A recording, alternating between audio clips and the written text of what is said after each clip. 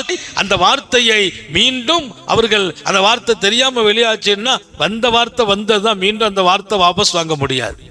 அதான் சொல்லுவாங்க, தீயினால் சுட்ட புண் ஆறிவிடும், நாவினால் சுட்ட புண் அது ஒருபோதும் ஆறாது.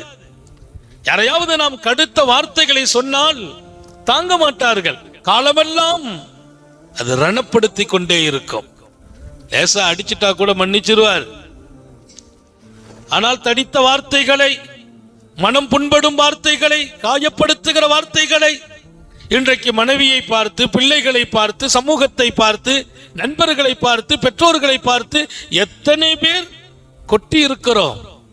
அந்த வார்த்தை மீட்ட முடியுமா? முடியவே முடியாது. எப்படி? சின்ன ஓட்டையிலிருந்து பெண்ணும் பெரிய காலமாடு வெளியாகி மீண்டும் உள்ள போகணும்னா முடியல. இது மனிதர்கள் உலகத்தில் அவர்கள் வாயில் வெளிப்பட்ட வார்த்தையின்